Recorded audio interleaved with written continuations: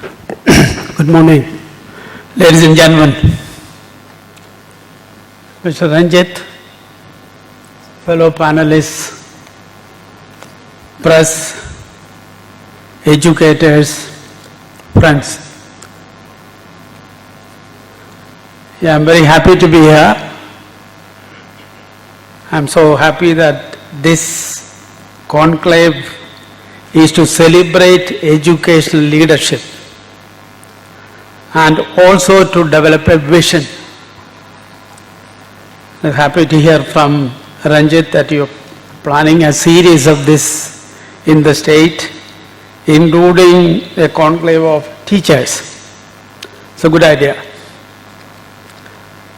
I would suggest that if there is one theme that would run the whole country, that theme should be on education, and that too excellent education, excellence. The theme should be excellence. I had the privilege of being associated with some of the best institutions in India or even say world. I've had the opportunity to study at Harvard, study at XLRI and build part of XLRI's programs, manage Indian Institute of Management, Bangalore, and also now this institution called XIME, where I'm the president. So I've seen some of the best, both India and outside. And I have been in this field for about almost 60 years now. I started teaching at XLRI at 1960, so that's 57 years. I mostly lived outside. After I left my law education at the Maharaja's Law College here, I did not have a chance to live or work in Kerala, but I keep coming. And as the home state, I am very emotionally attached to the state. Look at carefully what's happening. And particularly now, since we have a business school of our own in Kalamassery, XIME has a division in Kalamassery which is doing quite well. So I look at this place and I'm concerned about a number of things, particularly with the kind of background that I have. And another kind of background that I have is I'm not just an educationist, I also worked in industry, both public and private sectors. I worked for Steel Authority of India and also the Oberoi Group of Hotels, private sector. IIM is government and XLRI is private sector education. So I had the privilege of working in these four sectors. And with that, when I look at this, we have great concern. And I would say that the state is now at a critical phase, or the old expression, crossroads. The crossroads. Now, when I go through some of the material which I should be looking at for this speech, I realize that we have 1.1 lakh crore rupees remittance coming to the state from particularly Middle East. But some of the recent developments, particularly because Qatar and the other Arab countries, is an ominous development. Henry Kissinger, which is that great diplomat and historian, recently said, only the deaf can fail to hear the drumbeats of war in the Middle East. Now, things are not very, very pleasant. This Qatar, the other Arab countries' system is indicating to a dangerous thing that can happen, which would mean this 1.1 lakh crore rupees that's coming as remittance may not be there for all time to come. What is usually derisively described as the money order economy of Kerala may not survive for too long. That is one ominous thing. Second, the newer developments in India where states are competing each other very hugely, which is a good development. Chennai, Madras, Andhra, Telangana, Karnataka, Kerala, UP, all that, competing against each other for attracting investments. And in that competition, we don't stand anywhere. We don't stand a good chance at all in attracting investment from outside. Exceptions like Adani, okay, these are exceptions. Or a smart city, you come to Bangalore and just walk through one street, and you will see almost entire Kerala's development in one street. Now that's a kind of development that's happening in other states. Now do you stand a chance to attract investment? And without investment there's no possibility of progress, no chance at all. No, I don't think so. A third one I just saw, I watch a Malayalam channel every evening to know what's happening here. So I saw a number of youngsters, Udyogarthigal, sitting in front of Public Service Commission and demanding jobs. Now that's going to increase. Not only Public Service Commission, the government officers demanding jobs. And where are these going to come? I don't see much of a chance. Jobs coming out of Kerala economy. The reason being there is no investment.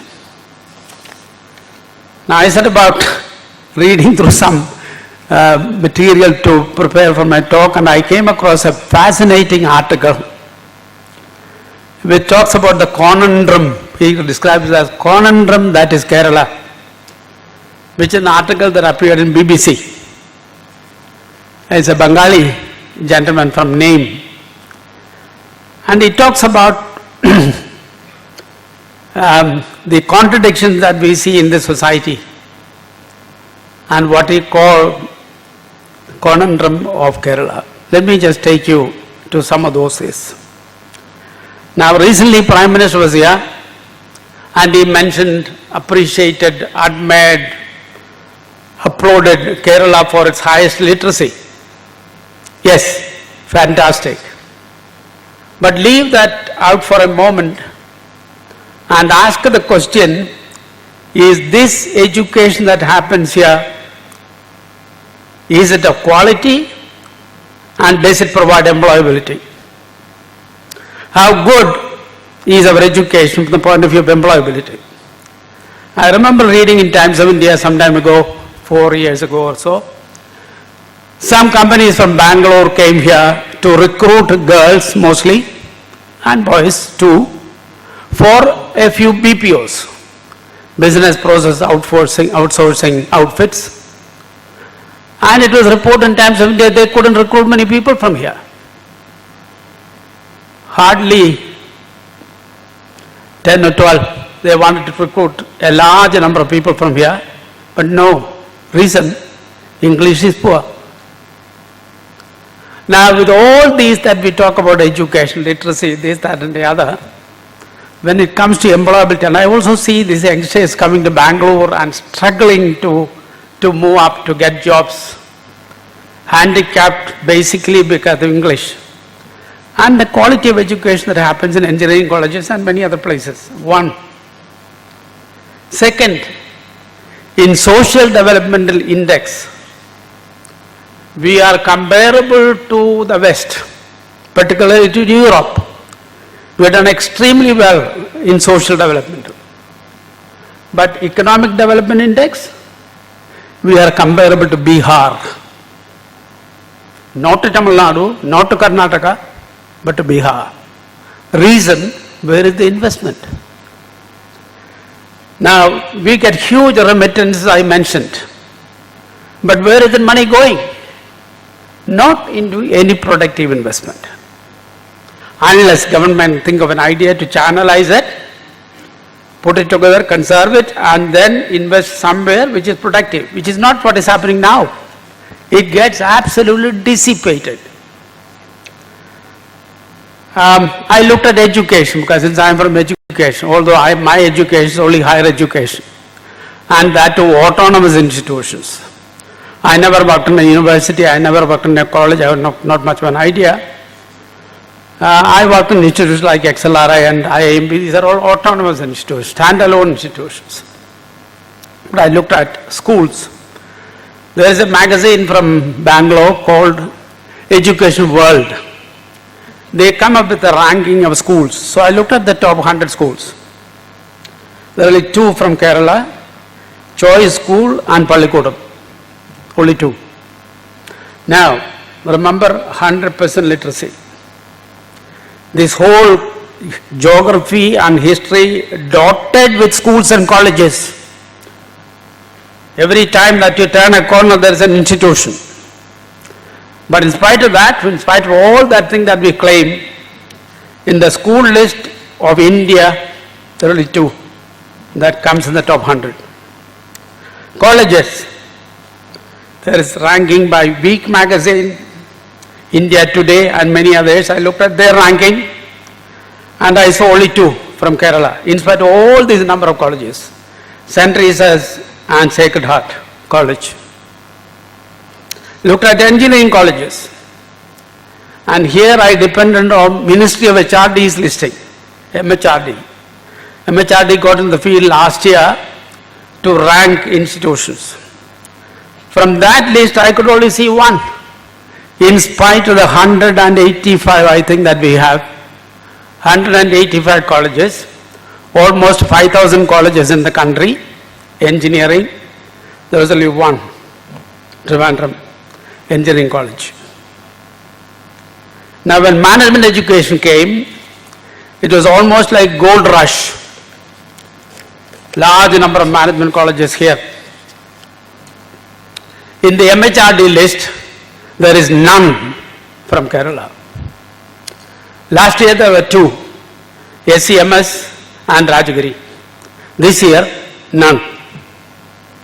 Where are we heading to? Now, if you look at schools, colleges, engineering colleges and management colleges, I gave you the picture. Now that's where we stand. Kerala workers are the darlings of Middle East Gulf countries. Very highly appreciated, admired, they work well. But when they come here, we look at not only they, the whole state, if you look at, the work ethic, and I lived in all parts of the country. I lived mostly in North India. If you take from Delhi to this place, this state has the worst work ethic that one can think of. And there is no way Michael Porter of the Harvard University, talking about competitiveness of nations, says that only productive countries can compete, only innovative countries can compete and develop competitiveness. And we, no way, with this kind of work ethic, no way. Another very fascinating thing, I am a great rice eater and you are all rice eaters. And this state is the biggest in terms of per capita consumption of rice. But to my surprise, I found 80% of rice is imported to this state. I am from Kuttanad. I am from the rice bowl of Kerala. So I've almost lived in paddy field kind of thing. But 80% of rice is being imported. I said these things to show you interesting contradictions in this country. What that author said, Kerala, the conundrum.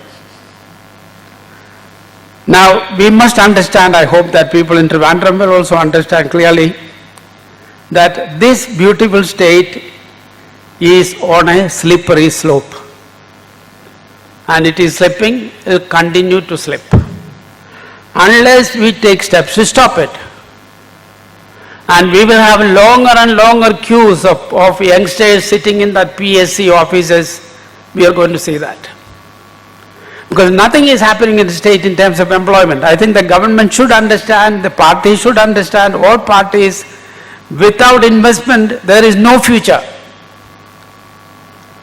And even if we have no investment here, if our youngsters can go out and get jobs in Chennai and Bombay and Bangalore and Delhi and Dubai and London and Washington, that's good. But we don't have an education of that quality. You know, a theme on which I usually speak and teach and spend time, that's a fascinating topic for me, is excellence. There is a book written by somebody called Jim Collins. Jim Collins' book is a famous study called Good to Great. And if you could read that book, it's a fantastic book, Good to Great. And he starts by saying that book by saying, good is the enemy of great. Good is the enemy of great. And this is an excellent situation, example of our education here. We have good, but not anything great. And we are happy with that good. We are happy with the average or above average. No. In competition, as Michael Porter said, innovation, productivity, competitiveness. No way. You have to look for excellence. Nothing short of that. Now, how can we get that? Now, am I despondent when I look at my home state? Saying that no, it's gone? Gone? No. To me, there is a silver lining. Now, I don't know whether you would anticipate what I'm going to say. It's something very different. Now, to solve our problem, we don't have to go to Delhi. I'm not talking about Mr. Modi. Now, we don't have to go to Dubai and get those people to come and start smart cities here. No. Now, we don't have to go to Germany and get investment here. Now, I look at Trivandrum Cliff House and they say there is a gentleman there. I refer to your Chief Minister. I see him as an unusual man, an unusual leader. In the Communist Party, I think after Jyoti Basu, he is perhaps the most towering person. In the state, a person who combined both party and the government. An extremely strong-willed person. Whenever I think of him, I think of Deng Xiaoping. In one of my speeches in Bangalore, I said, when he took over, I said, I see him as the Deng Xiaoping of Kerala. Now you continue with your communism. I go to China often. We have a lot of partnering institutions, universities in China. And you go there and see, come back and say, good Lord, now that country which was exactly what we were, has overtaken by 5 times. Now how did that overtake India by 5 times per capita income? The reason was they have a strong communist government, communism, but most liberal economic policy, most liberal labor policy. I'll read out something to you from the labor code of China. You will be surprised. I'm sure our communist leaders will be surprised. Now this is what it says. This is from the labor law of China of 2008. Now look at this.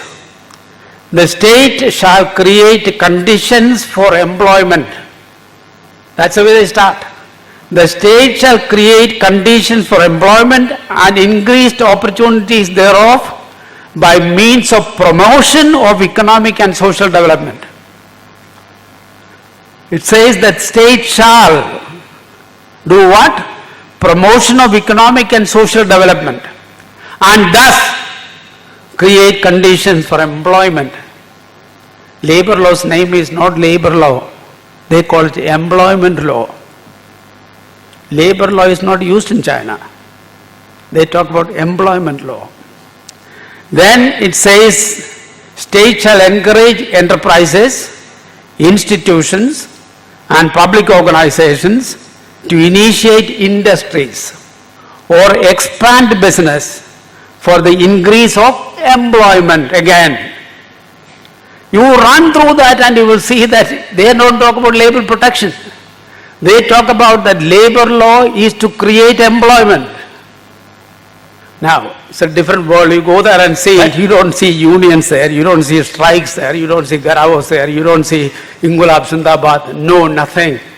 You don't see anywhere.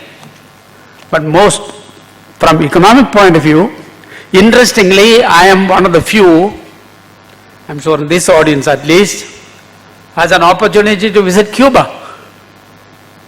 When I was at IIM, we were invited to go and teach management.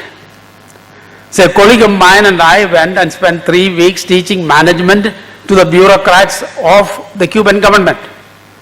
That was Fidel Castro's time. Now, okay, we spent time, that was a time when most of them knew also English, so it was easy to teach, although it was simultaneous translation to Spanish. But I was sure that that's not going to reach anywhere. I remember somebody mentioned about Fidel Castro here.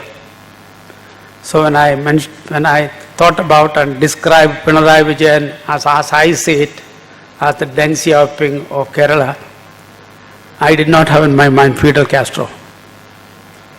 Now I see in Fidel Castro in operation in Cuba. That's not the one. Now Chinese model is a great model. And when you look at education institutions, universities, the size of those universities, they have no problem. I don't know whether you remember Deng Xiaoping's famous quote. Now he's a great guy. He had a famous quote. He said, "Don't look at the color of the cat. Don't look at the color of the cat as long as it can catch mice." In other words, don't look at the color of the dollar as long as it can generate employment. And look at the way in which that China has become so competitive and threat even the United States. We talk about 350, 380 billion reserve money, surplus here. And they talk about 3,800 billion. 10 times. We have something like 650 or 700 billion trade, both import and exports. They have 6 times of the trade. We started together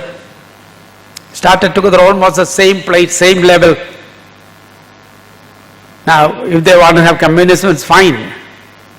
But when they look at the universities, the way in which they compete, they have at least 20 partnerships with American, Canadian and European business schools. Same thing. Don't look at the color of the cat as long as it can give you a result. And what do we do here? Now, any smart administrator will look at this and say, our salvation lies in investment and employment, and do whatever is needed. And there, we don't have natural resources. I lived in Bihar for a number of years, and Jharkhand, Orissa close by, Bengal close by. Very strong in natural resources. We have nothing called natural resources. So what is it that we can give as competitiveness? Education. That's all. One field, one slogan, one business, one enterprise, education. Now, I never had a chance to meet or talk Mr. Pinarayi Vijayan, but at least I request him, please look at history of China and see what we could do here.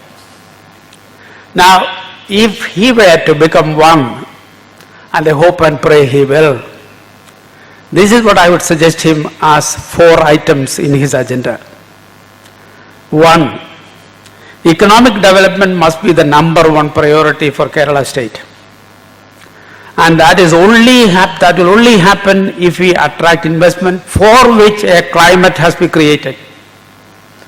Adanis and Ambanis will come here. TCS and Infosys will come here. Intel particularly or Microsoft will come here. If we have that climate here, which has been created. Now, I would request him, the Chief Minister and his colleagues, now please make sure that this message goes out, that we are not anti-capital, we are not anti-private enterprise. Only private enterprise can create jobs. Government cannot. Peter Drucker, the famous management guru, said once in his famous book, New Realities, excellent book, New Realities, he says, look at new reality. That includes China, a new reality. Says that there are a number of things government cannot do. There are a number of things government can do and a number of things government cannot do. Service industry is something which the government cannot do. That includes education, healthcare, air service, hotels, all that kind of things. Government simply cannot do. So don't try to do it, private enterprise and competitive situation. Now when I was coming up, I was discussing with one of the senior members sitting here and told me the halat of engineering colleges in this state. I said, why is it that we should have 185? Close some of them down.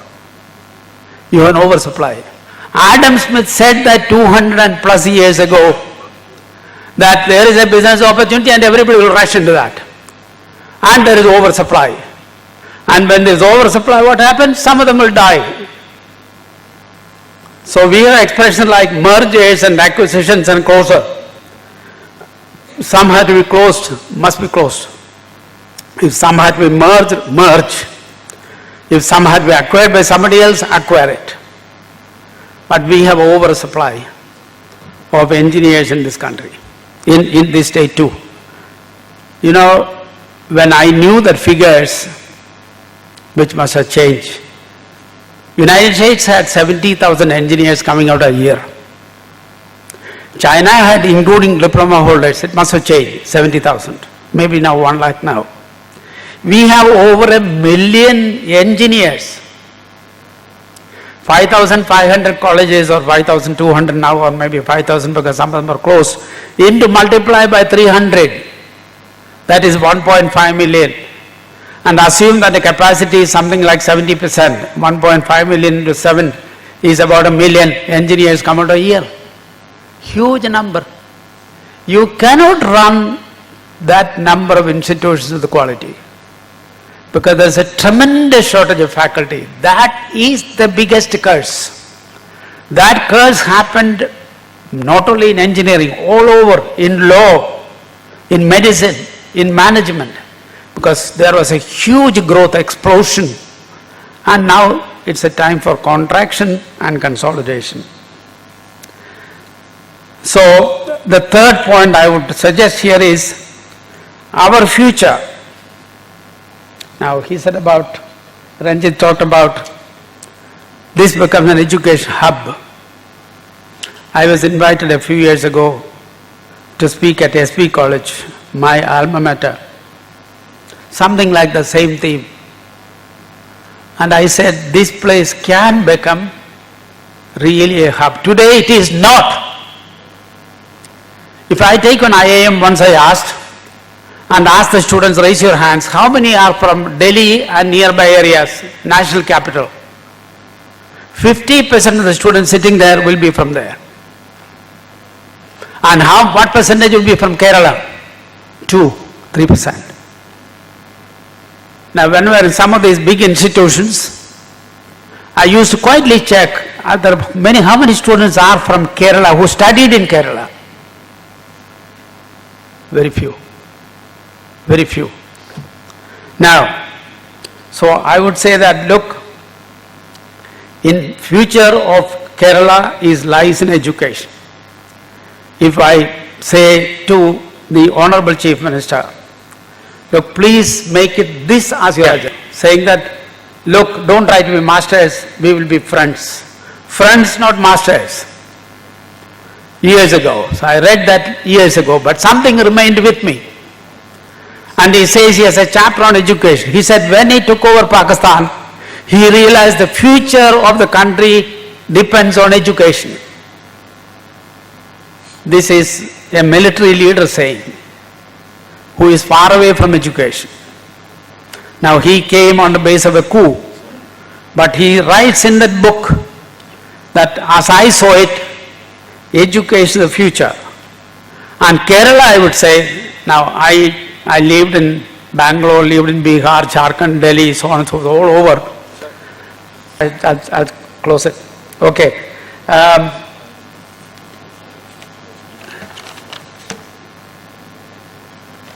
The fourth one. I said 3, 4 agenda. Fourth one. Our future is knowledge industry, not manufacturing industry. Knowledge industry. And knowledge industry is the usual IT, BT, pharma, but we have not thought of another one. This place can be a center of KPOs, knowledge processing, not BPOs, KPOs, and research centers. When Microsoft and Google and GE and Tesla and many others open up research centers in Hyderabad and Karnataka, I asked the question, why not in Kerala? Kerala, this beautiful state, now this is very attractive. Although you don't have the weather like Bangalore, it's so beautiful. People would like to come here. And they would come here. If we say, how Bangalore became the capital of knowledge industry. Bangalore became the capital of knowledge industry because Bangalore produced a large number of engineers and of good quality. Added the weather there, added the climatic conditions for business which was very favorable. So therefore, and whenever I go there, I suddenly walk on a street, new street, and say, a new building coming up, new office complex coming up. No, it's surprising the way in which that place is growing. The same thing about Chennai, same thing about Hyderabad. And what is it that we have? So we can attract, look at this again, education, and an offshoot of that, knowledge industry, not manufacturing industry. As I said, I'll stop here. So, since it's an educational seminar, and that is the focus, Ranjit, I am with you to say that you must, all of us together, must drive this issue home, that the future depends on education, but education of quality, education of excellence. He told me yesterday I must inaugurate this, so it's a pleasure and a happy task to say this conference is inaugurated. Thank you.